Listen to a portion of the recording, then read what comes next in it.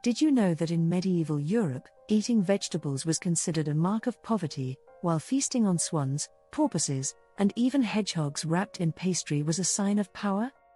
At some banquets, chefs roasted a peacock, redressed it in its feathers, and served it as if it had come back to life. Welcome to the fascinating and bizarre world of medieval food. In this video, we'll journey through the kitchens and banquet halls of the Middle Ages.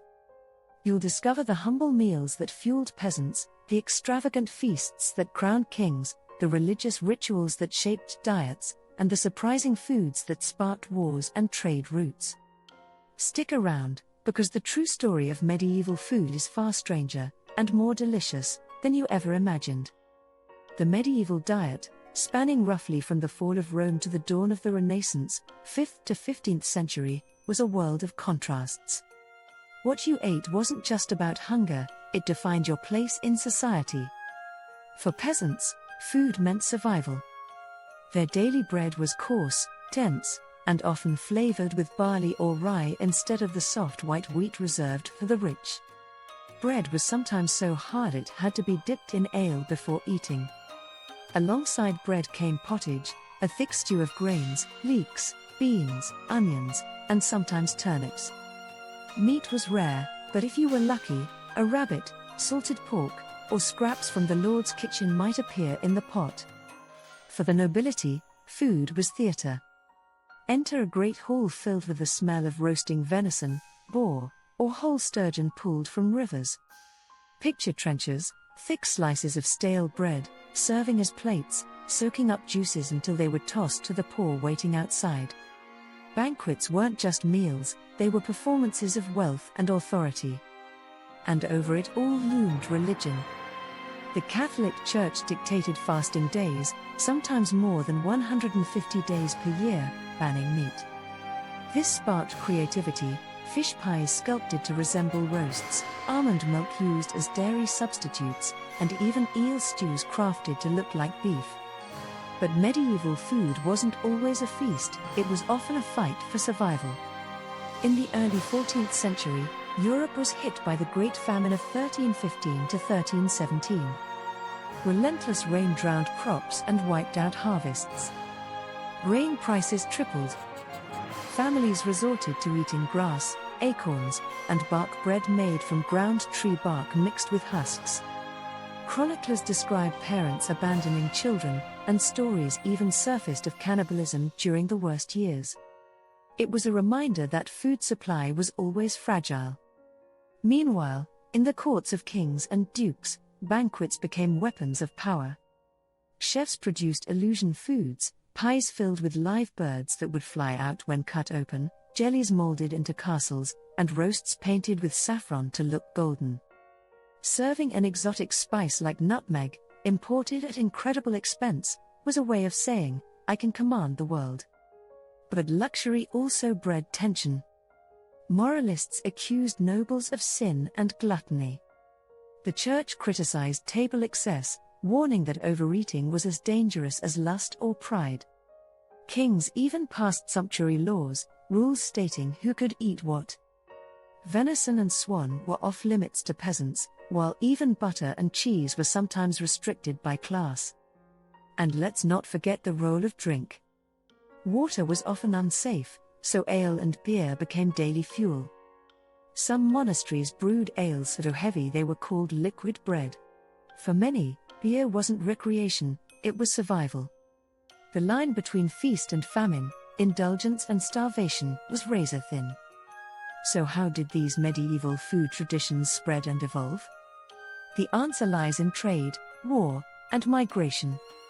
The Silk Road connected Europe with Asia, bringing rice, citrus, almonds, and sugar. Arab traders introduced cinnamon, saffron, and cloves, which became symbols of wealth. A single pound of pepper could cost more than a week's wages. That's why it was nicknamed black gold and in some cases, used as currency. The Crusades also shaped taste. Returning knights brought back flavors of the Middle East, candied fruits, sweet and sour sauces, and the idea of blending sugar with meat. Forks, already common in Byzantium, shocked Europeans at first. Some priests even called them sinful, saying God gave us fingers for a reason. In Northern Europe, salted herring became a trade empire. During Lent, when meat was forbidden, herring kept towns alive. Entire economies, like the Hanseatic League, were built on fishing and shipping barrels of preserved fish across the continent. In southern Europe, olives, wine, and cheese reflected a more Mediterranean diet. Festivals amplified these culinary identities. Carnival feasts before Lent were wild, featuring tables piled with roasted meats and mountains of cheese before the long fast. Harvest festivals revolved around bread, the sacred staple of life. And weddings were judged not by the vows, but by the size of the feast. The bigger the spread, the greater the prestige. But perhaps the biggest transformation was yet to come. At the end of the medieval period, the discovery of the Americas introduced tomatoes, potatoes, maize, and cacao. Which means one shocking truth: no medieval European ever tasted chocolate or mashed potatoes. Today, medieval food still echoes through our culture. Historical reenactments, Renaissance fairs, and experimental archaeology let us taste dishes like mead, roasted game, and almond milk puddings. Some chefs even publish cookbooks based on manuscripts like the Form of Cury, a 14th-century English recipe collection. But the numbers tell an even more fascinating story. In medieval England, the average peasant ate 2 to 3 pounds of bread a day, far more than most modern diets. Ale consumption was equally staggering. Estimates suggest an adult could drink a gallon daily, though it was weaker than modern beer. The medieval spice trade helped lay the foundations of modern globalization and capitalism. The desire for pepper, cloves, and nutmeg eventually drove voyages of exploration, reshaping the world map. Even our holiday traditions trace back here. Christmas roasts, Easter feasts, and harvest festivals all carry medieval DNA. And medieval-inspired feasting is far from dead. One U.S. Renaissance fair sells over 50,000 turkey legs each season, keeping the dream of banquet-style eating alive. Online, medieval cooking channels rack up millions of views, proof that we're still hungry for this strange and delicious history. Now you know how medieval food was never just about eating, it was about power, faith, and survival. So let me ask you, if you could time travel for one medieval meal, would you sit at a peasant's table with a humble bowl of pottage?